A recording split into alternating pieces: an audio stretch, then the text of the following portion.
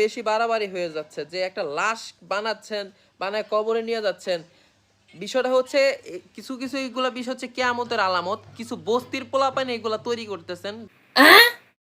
সবাই কইতাছে আমার নতুন ভিডিওতে আমি একটু বাস দিছি। দেন ভাই আমি ক্লিয়ার করি, আমার নতুন ভিডিওতে আমি কারো বাস দিই, জাস্ট একটা কন্টেন্টের মাধ্যমে আমি একটা হিডেন মেসেজ দিচ্ছি।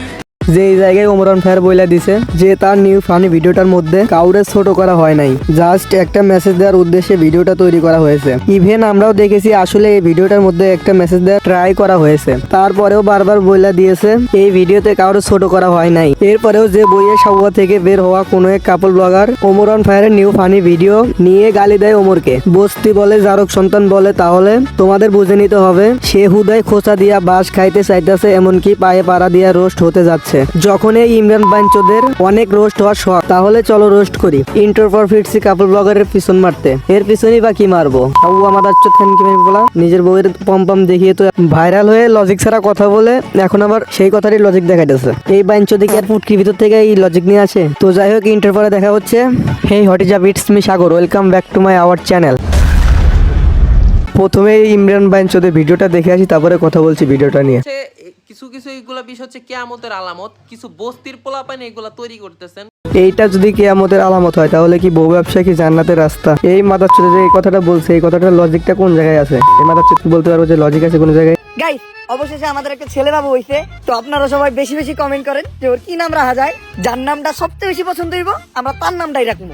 আমার কথা হচ্ছে, ওমরান ফায়ার যদি এখানে ভুল করে থাকে, তাহলে বউ দেখিয়ে ব্যবসা করাকে কি বলে? এক সুন্দর মাইয়া আর চোখে চাইয়া পাগল বানাইলো আমায় হায় রে। This is business. তবে এই কাপল ব্লগারদের জন্য একটা জিনিস ভালো হয়েছে, আমাদের মতো সিঙ্গেল ছেলেদেরকে আর কষ্ট করে ভিপিএন চালু করে কমে ঢুকতে হয় না। এদের ভিডিও দেখে আমাদের বা হাতের কাজ চলে যায়। এদের ভিতরে লজ্জা বলে কোনো জিনিস নেই।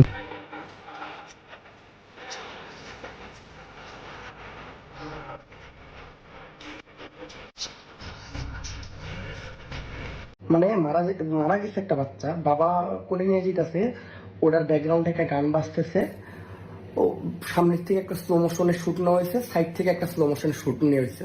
আমার কথা হচ্ছে, ওমরান ফায়ার এখানে ভুলটা কি করেছে? এই বোকাচোদারে কে বুঝে বুঝে ওমরান ফায়ার এখানে ভুলটা ধরিয়ে দিয়েছে। এই বোকাচোদারা কেমনে বুঝবে কোনটা ভুল আর কোনটা সঠিক? এই বোকাচোদাদের মাথায় কিছু থাকলে না বুঝবে, সবসময় এদের মাথায় চিন্তা শুধু কেমনে বউ দেখিয়ে ভিউ কামানো যায়। মিউজিক লাগালে তো কপিরাইট পড়বো। সাজিয়ে গুজিয়ে দে মোরে সজনী তোরা, সাজিয়ে গুজিয়ে। তো গাইস, আজকের ভিডিওটা এই পর্যন্ত। যদি ভালো লেগে থাকে অবশ্যই like comment share and subscribe করবেন।